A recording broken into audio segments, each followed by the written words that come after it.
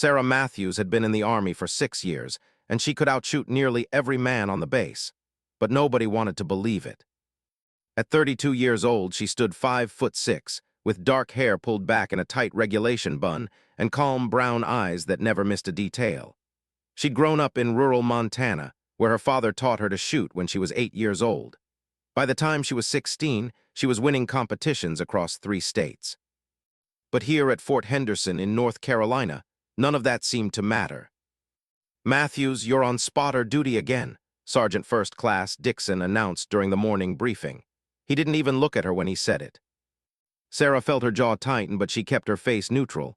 "Yes, Sergeant." Beside her, Corporal Jake Mitchell smirked. "Don't worry, Matthews. Spotting is important, too. Someone's gotta hold the calculator while the real shooters do the work." A few of the other men chuckled. Sarah didn't respond. She'd learned that defending herself only made things worse. They'd call her sensitive or say she couldn't take a joke. Better to stay quiet and let her skills speak for themselves. Except her skills never got the chance. For 2 years, Sarah had been assigned as a spotter for the sniper teams. She'd call out wind speed, distance, and elevation while men with half her skill took the shots. She'd applied 4 times to join the sniper program officially. 4 times she'd been turned down without explanation. "You're an excellent spotter," her commanding officer told her after the last rejection. "Your attention to detail is outstanding. We need you where you are." What he meant was, "You're a woman and we don't want you in that role." Sarah had thought about filing a complaint. Her friend Lisa, who worked in admin, had encouraged her to do it. But Sarah had seen what happened to women who complained. They got labeled as troublemakers, their careers stalled, they got pushed out. So she stayed quiet and did her job. She told herself that serving her country mattered more than her pride. That morning, Sarah gathered her gear and headed to the range. She was paired with Corporal Mitchell again, like she had been for the past 3 months. Jake was 26, cocky, and considered one of the better marksmen on base. He wasn't. Sarah knew this because she tracked every shot. She saw his patterns, his mistakes, the way he pulled slightly left when he was tired.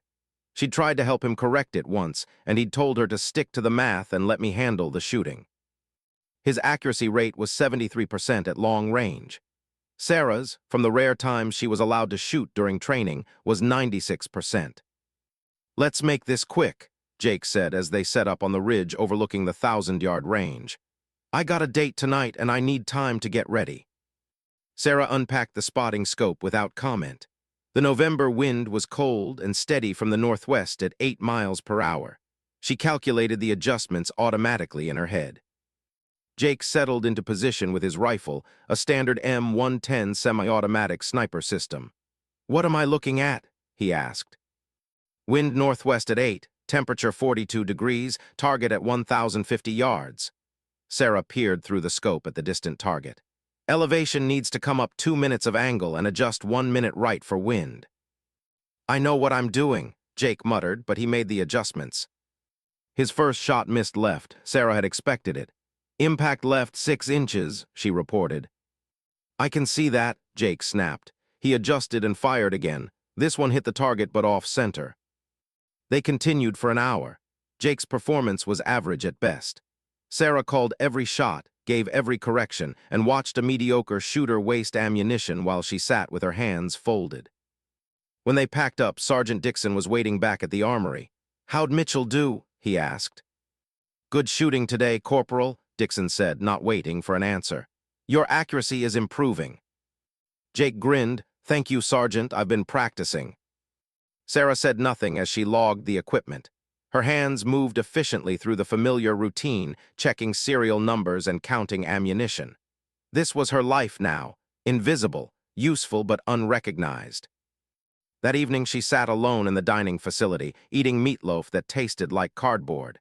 The TV in the corner played the news, something about tensions overseas, a developing situation. Sarah barely paid attention. "You should really file that complaint," Lisa said, sliding into the seat across from her. Lisa was 40, a master sergeant with 20 years in, and one of the few people on base who treated Sarah like an equal. "What's the point?" Sarah pushed her peas around her plate. "Nothing will change." "You don't know that." "Yes, I do." Sarah met her friend's eyes. I've watched 3 women file complaints in the last year. One got reassigned to a desk job, one got passed over for promotion, and one just gave up and left the army entirely. Lisa sighed, so you're just going to accept it. I'm going to do my job and serve my country, Sarah said quietly. That's what matters, not my ego. But even as she said it, she felt the frustration burning in her chest like acid. She was better than most of the men in the sniper program, and everyone who paid attention knew it. But paying attention required seeing her as a real soldier instead of just a woman in uniform. That night, Sarah couldn't sleep. She lay in her bunk in the barracks, listening to the sounds of the base at night. Distant voices, footsteps in the hallway, the hum of the heating system. She thought about quitting. She could leave the army, go back to Montana, maybe become a police officer or a park ranger. Use her skills somewhere they'd be appreciated. But that felt like giving up, like letting them win. Sarah had never been a quitter. Her father had taught her that being underestimated was an advantage if you were smart about it. Let them think you're weak, he'd told her when she was young and angry about losing a shooting competition to a boy who'd cheated. Then prove them wrong when it matters most. Sarah just needed to wait for her moment. She needed to be patient. She had no idea that her moment would come sooner than she thought, and that it would change everything. The call came at 0400 hours, shattering the pre-dawn quiet of the barracks. All sniper teams report immediately to briefing room 2. This is not a drill. Sarah was awake and dressed in 4 minutes. Her heart pounded as she jogged through the cold November darkness.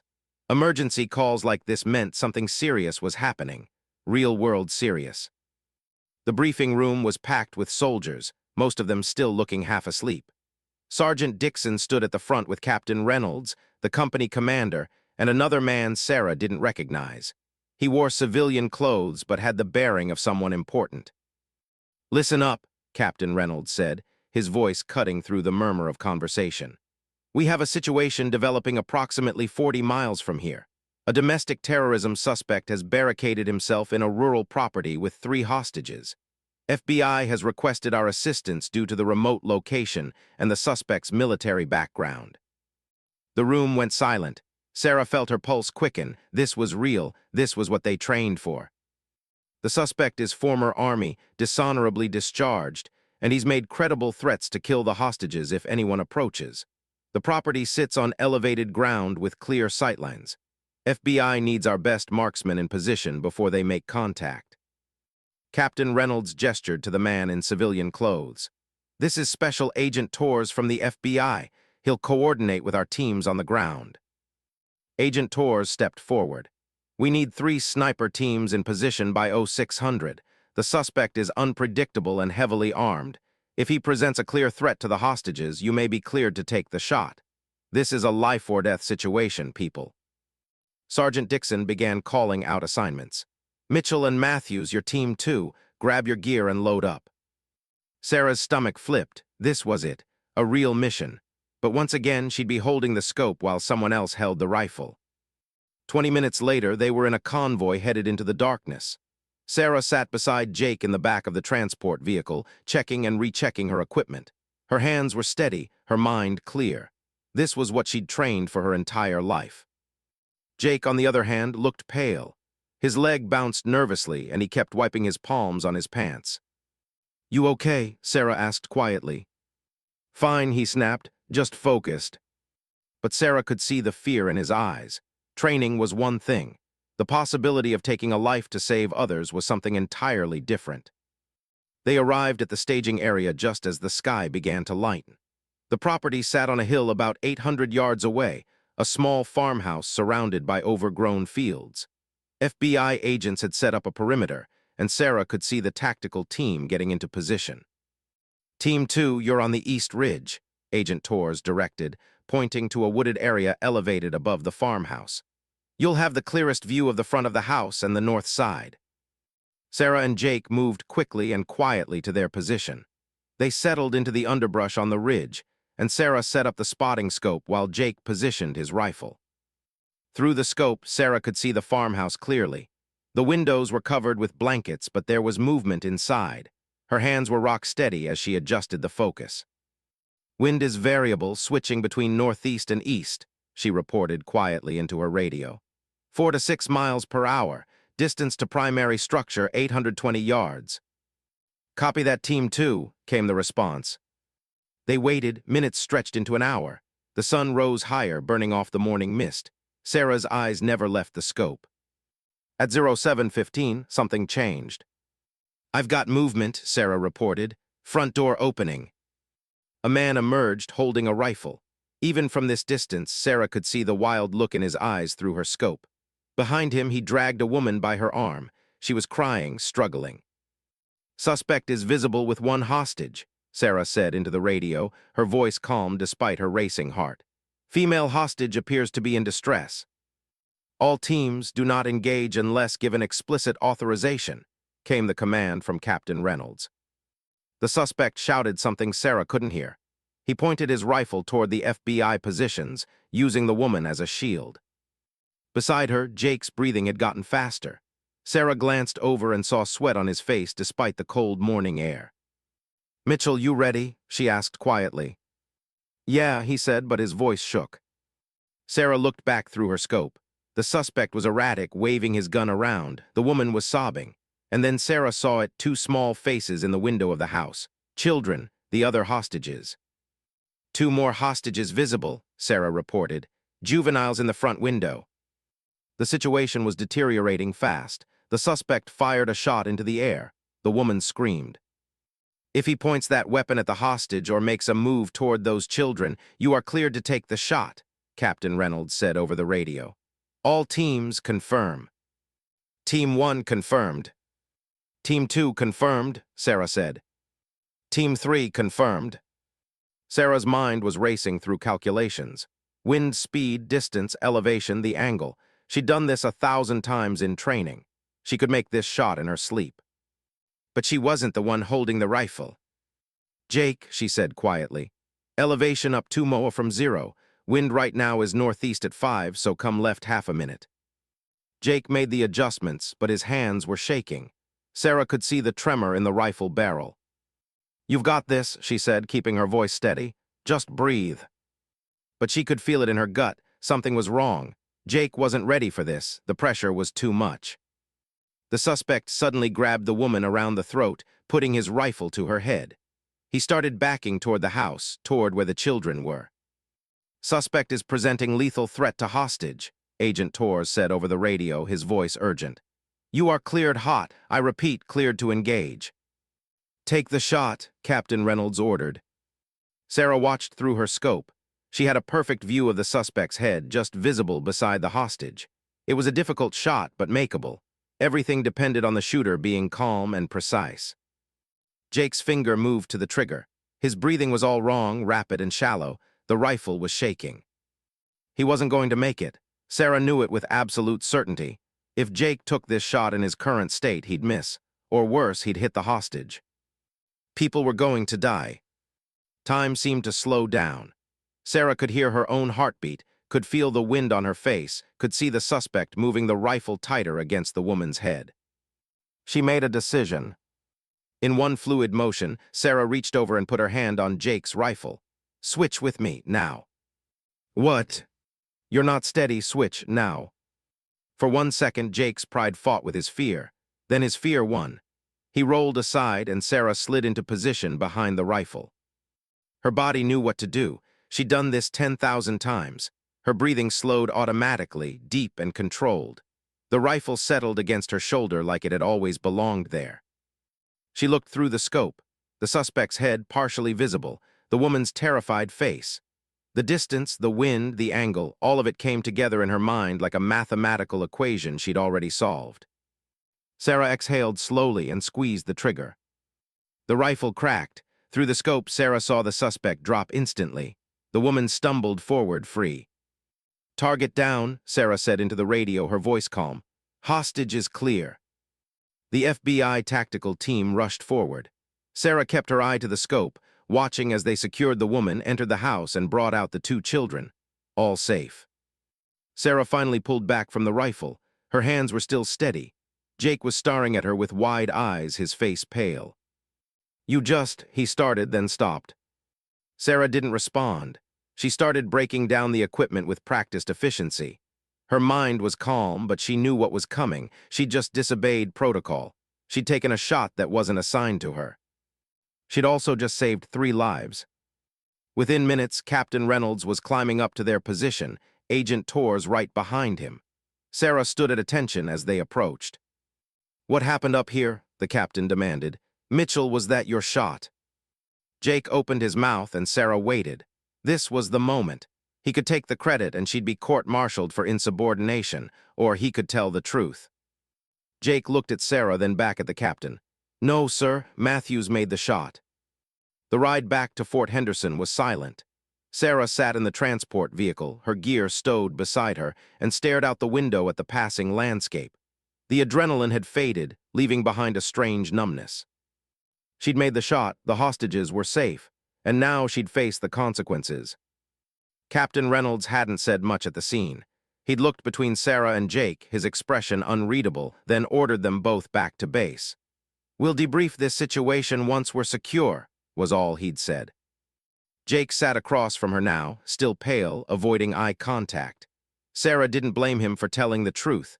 It was the right thing to do, even if it meant trouble for both of them. When they arrived at base, they were directed straight to the commander's office. But instead of the company commander, they were met by Sergeant Dixon, and he looked furious. "Matthews, what the hell were you thinking?" he said before she'd even fully entered the room. "You directly violated chain of command. You took a weapon that wasn't assigned to you in the middle of a critical operation." "Sergeant, I don't want to hear it." Dixon's face was red. "Do you have any idea what kind of position you've put this unit in, what you've put Mitchell in?" "The hostage was in immediate danger," Sarah said, keeping her voice level. "Corporal Mitchell was compromised. I made a judgment call." "A judgment call?" Dixon stepped closer, his voice dropping to a harsh whisper. "You're a spotter, Matthews, not a sniper. You don't get to make those calls." The unfairness of it hit Sarah like a physical blow. She'd saved 3 lives, and she was being reprimanded because she'd stepped outside her assigned role. A role she should never have been limited to in the first place. "The shot needed to be made," Sarah said quietly. "I made it. The hostages are alive." "That's not the point." "Then what is the point, Sergeant?" Dixon's jaw worked. "The point is discipline. The point is following orders. The point is that we can't have soldiers just doing whatever they want in the field." Jake, who'd been standing silently to the side, finally spoke up. "Sergeant, she saved my ass out there. I couldn't make that shot. She could, and she did." Dixon turned to Jake. "And you, Mitchell, you're supposed to be one of our top marksmen. How do you think it looks that you handed off your weapon in the middle of a critical situation?" Jake flushed but didn't back down. "It looks like I knew my limitations and made the right choice for the mission, sir." Before Dixon could respond, the door opened. Everyone snapped to attention as a man entered the room. Sarah recognized him immediately, though she'd never been this close to him before. Major General William Havers, the commanding general of the entire base. He was in his 60s, with silver hair and sharp blue eyes that missed nothing. "At ease," he said, his voice quiet but commanding. "Sergeant Dixon, I'll handle this debrief." "Sir, I said I'll handle it, Sergeant. You're dismissed." Dixon looked like he wanted to argue, but you didn't argue with a 2-star general. He saluted and left, though Sarah could see the anger still burning in his face. General Havers looked between Sarah and Jake. "I've read the initial reports from the scene. Special Agent Torres from the FBI has also filed his account. But I want to hear it directly from you. Corporal Mitchell, what happened on that ridge?" Jake straightened. "Sir, I was assigned as the primary shooter with Matthews as my spotter. When the suspect presented a lethal threat and we were cleared to engage, I wasn't steady, sir. The pressure got to me. Matthews recognized that I was compromised and took the shot." "And you agreed to this?" "I didn't argue, sir. I knew she was right." The general turned to Sarah. "Private First Class Matthews, you took a shot that wasn't assigned to you. You understand that could be grounds for serious disciplinary action." "Yes, sir," Sarah said. "But the hostage was seconds away from being executed. I had the shot and I took it." "At 820 yards with a moving target with a hostage in close proximity." The general's expression didn't change. "That's an extremely difficult shot." "Yes, sir." "Where'd you learn to shoot like that?" "Montana, sir. My father taught me. I've been shooting since I was 8 years old." General Havers was quiet for a long moment, studying her. "You've applied to the sniper program 4 times. All 4 applications were denied. Do you know why?" Sarah hesitated. This felt like a trap. "I was told I was needed as a spotter, sir." "That's what you were told, but do you know the real reason?" Sarah met his eyes. "I believe it was because I'm a woman, sir." She expected him to get angry, to accuse her of playing the gender card. Instead, he nodded slowly. "You're probably right," he said, "and that's unacceptable." Sarah blinked, not sure she'd heard correctly. The general walked to the window, looking out at the base. "I've been in the Army for 42 years. I've seen it change, slowly, painfully. We've had to drag some people kicking and screaming into the 21st century." He turned back to face them. "But sometimes something happens that forces change faster than people are comfortable with." He picked up a tablet from the desk and tapped it a few times. "This morning's operation was observed by several FBI personnel, local law enforcement, and our own command staff. Word is already spreading. The news media has gotten hold of the story. Domestic terrorists taken down, 3 hostages saved. They're going to want details." Sarah felt her stomach sink. Media attention was the last thing she needed. "Special Agent Torres told me something interesting," the general continued. "He said in 20 years with the FBI, he's never seen a cleaner shot in a hostage situation. He asked me who made it. When I checked the initial reports, they were confused. Some said Mitchell, some said Matthews, so I did some digging." He looked directly at Sarah. "I pulled your training records, your accuracy scores, your qualifications, and then I pulled the records of every sniper currently in our program." He paused. "You outshoot 90% of them, Matthews. Your scores are higher than most of our instructors." Sarah didn't know what to say. Jake was staring at her with a new expression, respect mixed with something like awe. "So here's what's going to happen," General Havers said. "There's going to be an investigation into this morning's events. It will be thorough and by the book. You will cooperate fully. Do you understand?" "Yes, sir," Sarah said. "Good. In the meantime, you're both confined to base pending the outcome. Dismissed." They saluted and left. In the hallway outside, Jake stopped her. "Hey," he said awkwardly. "I'm sorry for everything. The way I've treated you, the jokes, all of it. I was an ass." Sarah looked at him. The cocky bravado was gone. He just looked young and shaken. "You told the truth when it mattered," she said. "That took courage." "Not as much courage as making that shot." He shook his head. "I'm going to tell them everything, Matthews, in the investigation, how you should have been in the program all along, how they've been wasting your talent." "That might hurt your career," Sarah warned. "Yeah, well, maybe some things are more important than my career." He walked away, leaving Sarah standing in the empty hallway. The next few days were the hardest of Sarah's life. The investigation was intense: formal interviews, written statements, review of radio communications and equipment logs. Sarah answered every question honestly, even when she knew the answers made her look insubordinate. And through it all, the whispers followed her everywhere. Some soldiers looked at her with respect, others with resentment. She heard the muttered comments in the dining facility in the barracks. "She's only getting attention because she's a woman. They'll make her a poster child for diversity. She put Mitchell in a bad position to make herself look good." Lisa tried to reassure her. "Don't listen to them, you did the right thing." But Sarah wasn't sure anymore. Had she done the right thing, or had she just made everything worse? On the 4th day, she was called back to headquarters. This time, the room was full of people: General Havers, Captain Reynolds, Sergeant Dixon, 2 officers from JAG, and several others she didn't recognize. Sarah's heart pounded as she stood at attention before them. This was it, the verdict. General Havers stood. "Private First Class Matthews, after a thorough review of the events of November 15th, this board has reached several conclusions." Sarah held her breath. "First, your decision to assume the primary shooting position was a violation of standard protocol. However, given the extreme circumstances and the immediate threat to the hostage's life, we find that your actions, while unorthodox, were justified." Sarah felt dizzy with relief. Not a court-martial, not a dishonorable discharge. But the general wasn't finished. "Second, this investigation has revealed systemic issues in how we evaluate and assign personnel to specialized positions. It is clear that qualified soldiers have been overlooked due to bias, conscious or unconscious. Sergeant Dixon shifted uncomfortably in his seat. Therefore, effective immediately, we will be implementing new policies for the sniper program and other specialized roles. Evaluations will be based solely on merit, skill, and performance. The general's eyes moved to Sarah.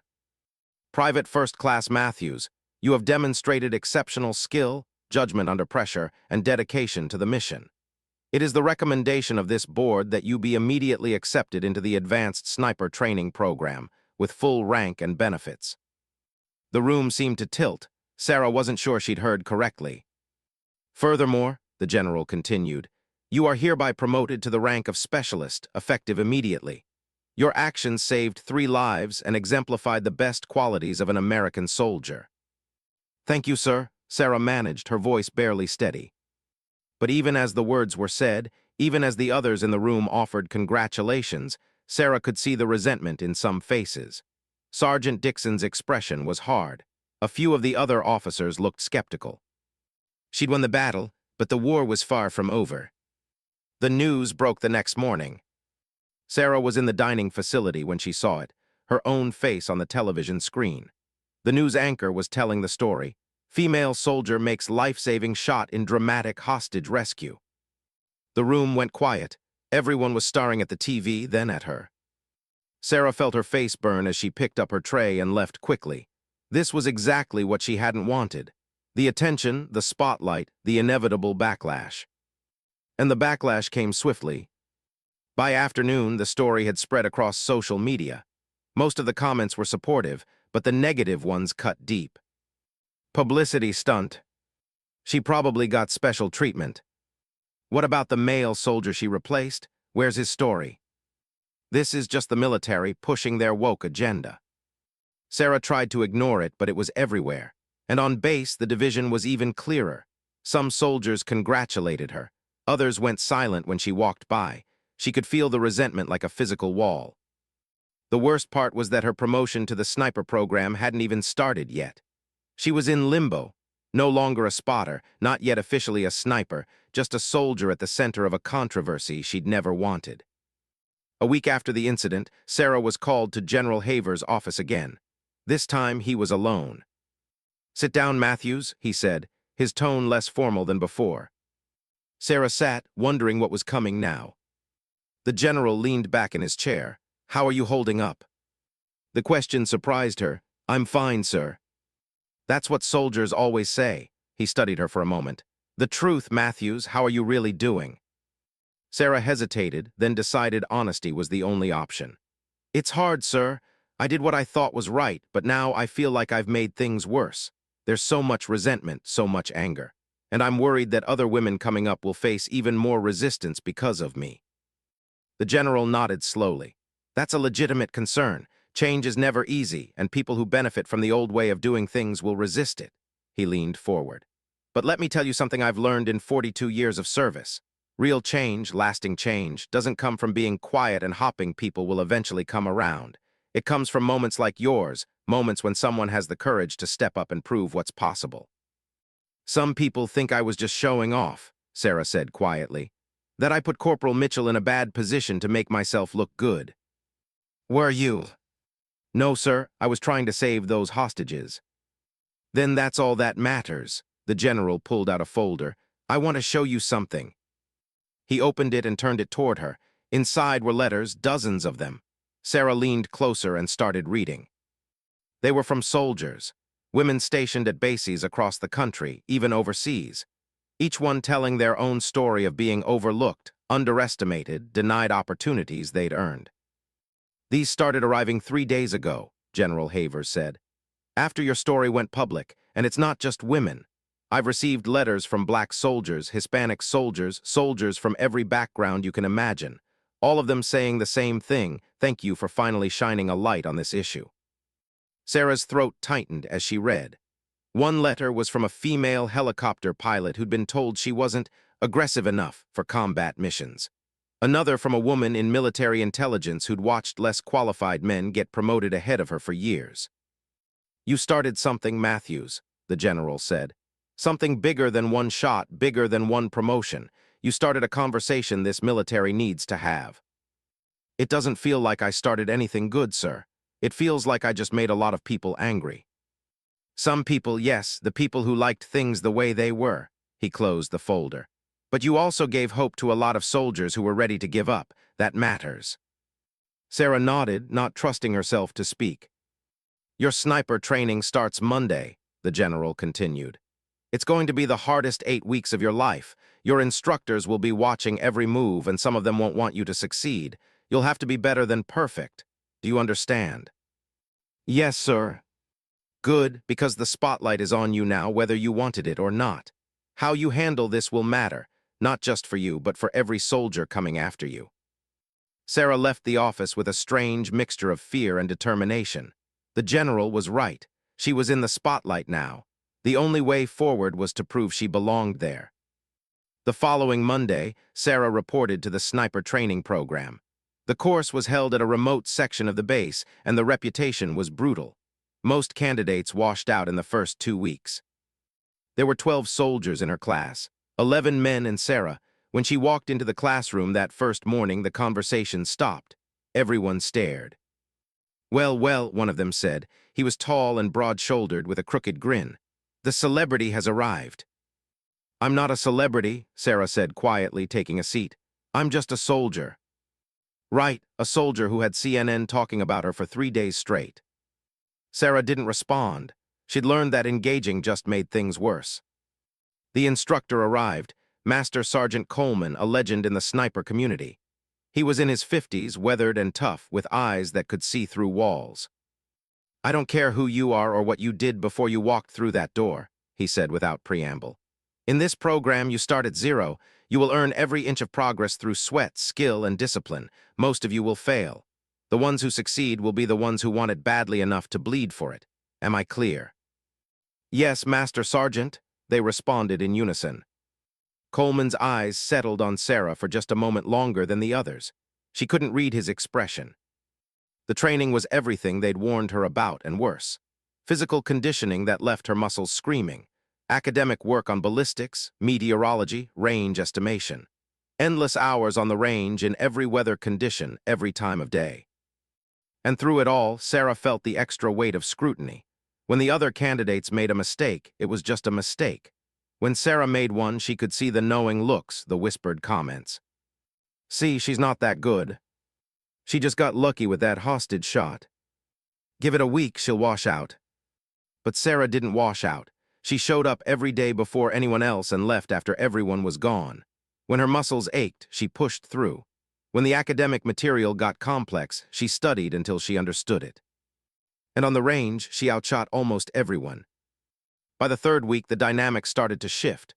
The soldier who'd called her a celebrity that first day, his name was Ramirez, started asking her for tips on long-range wind reading. Another candidate, Peterson, began sitting with her during meals.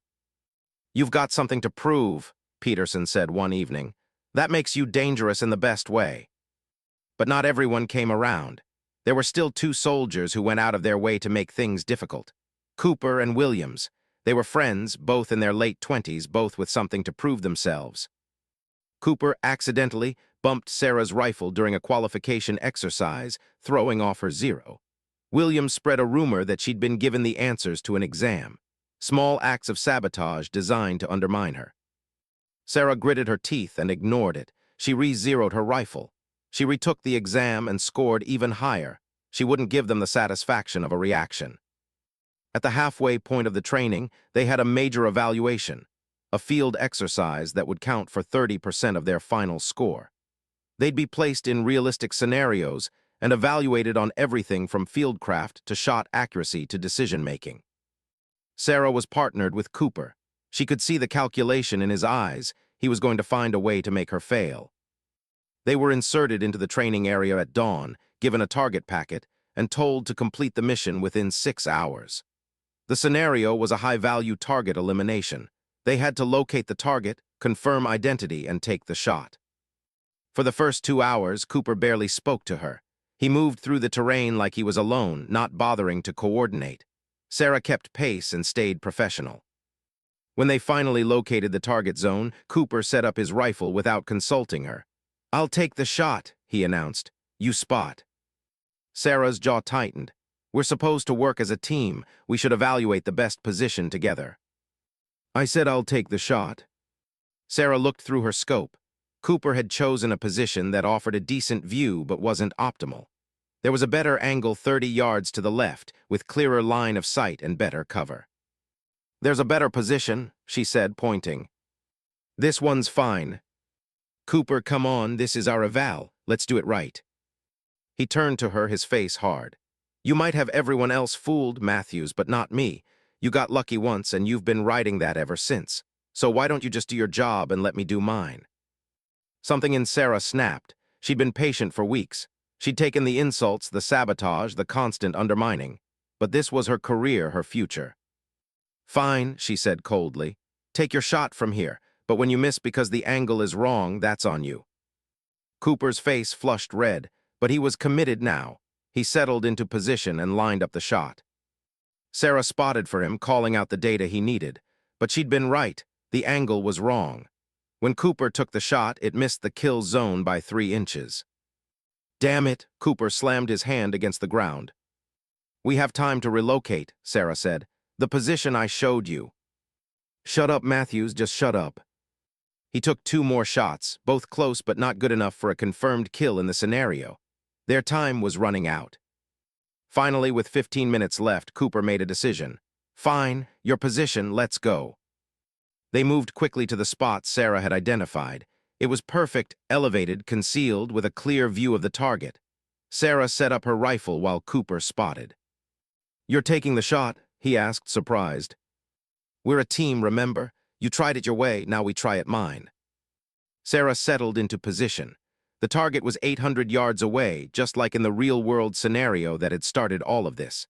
But this time, there was no pressure of lives on the line. This was just her, the rifle, and the target. She took a breath, calculated the variables, and squeezed the trigger. Perfect hit, center mass.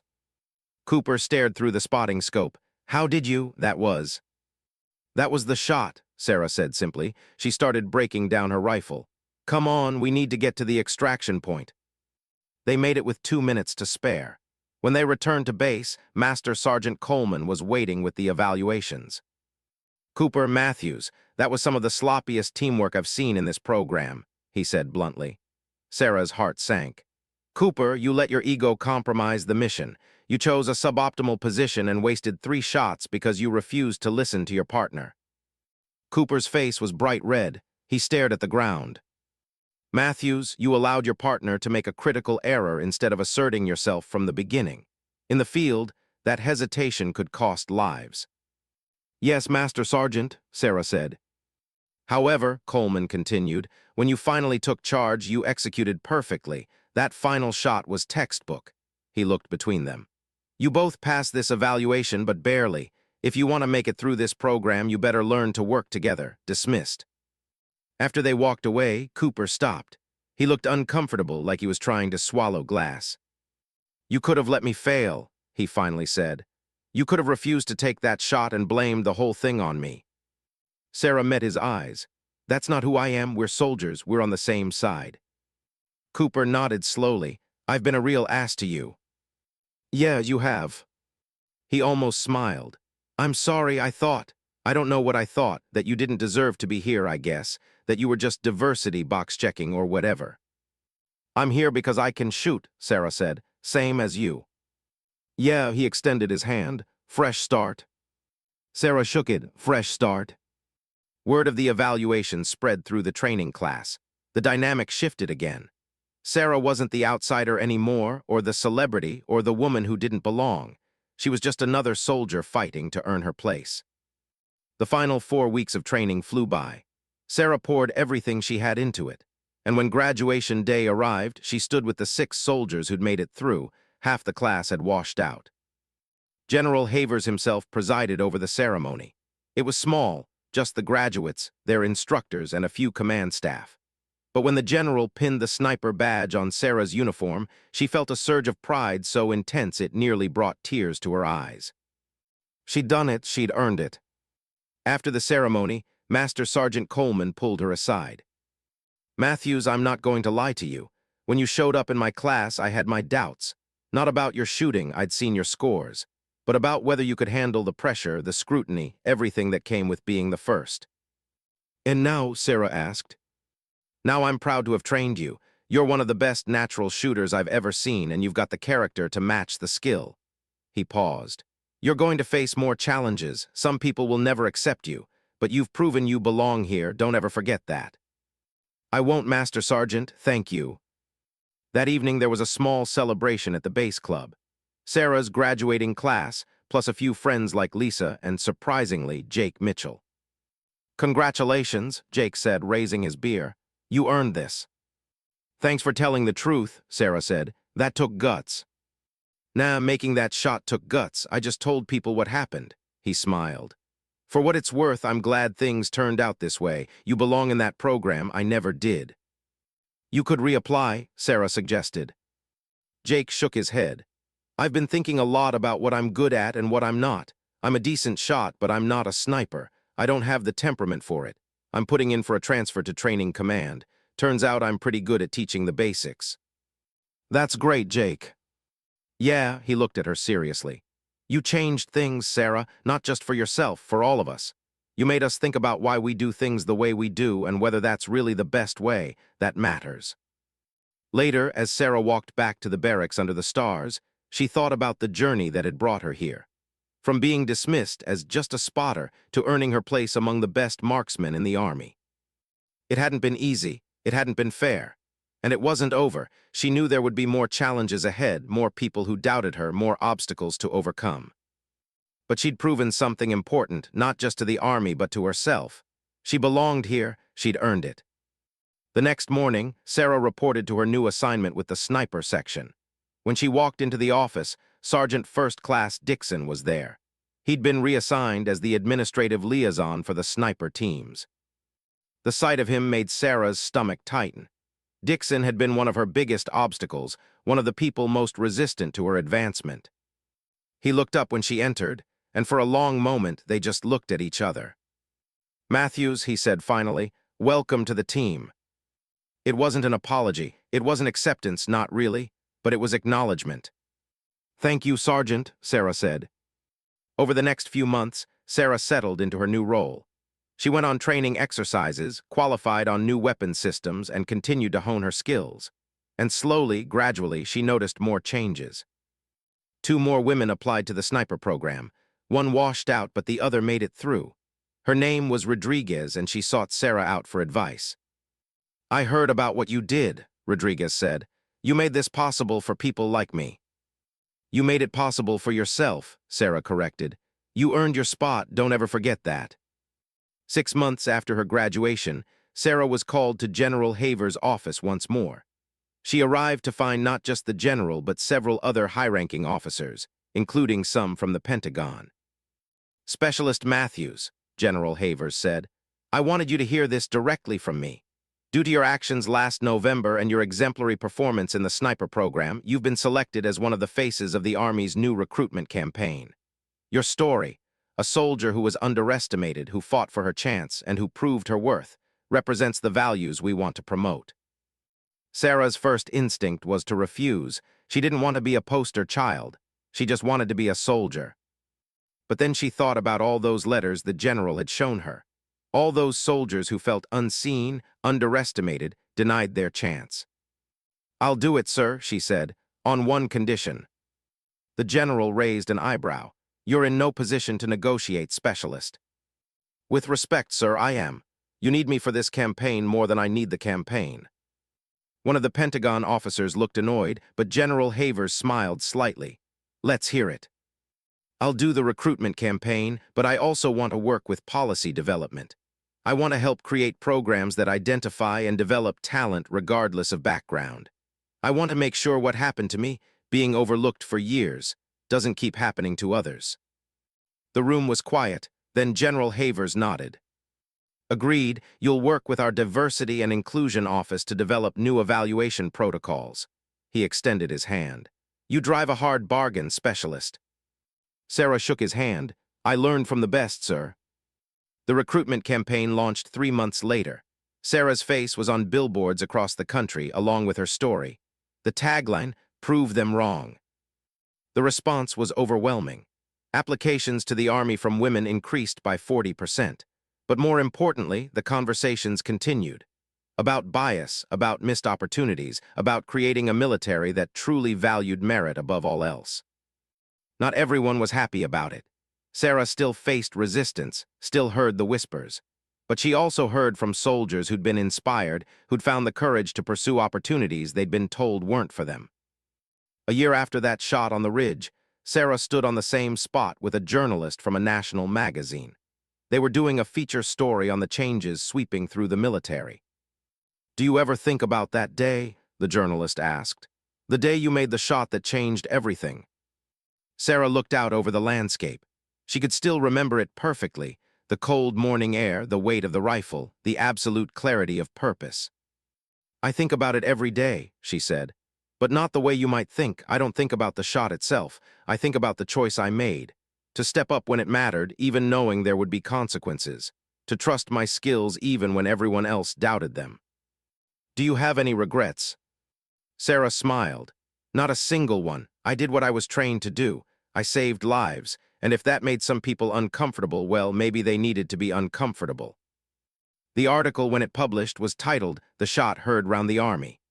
It detailed not just Sarah's story, but the ripple effects, the policy changes, the new recruits, the slow but steady cultural shift happening within the military. Sarah kept the magazine on her desk, not out of pride, but as a reminder. A reminder that one moment of courage could change everything. That standing up for what was right, even when it was hard, even when it cost something, was always worth it. She'd been underestimated, dismissed, told she wasn't good enough. But when the moment came, when the general demanded who made that shot, she'd been ready with the answer, "I did." And no one would ever doubt her again.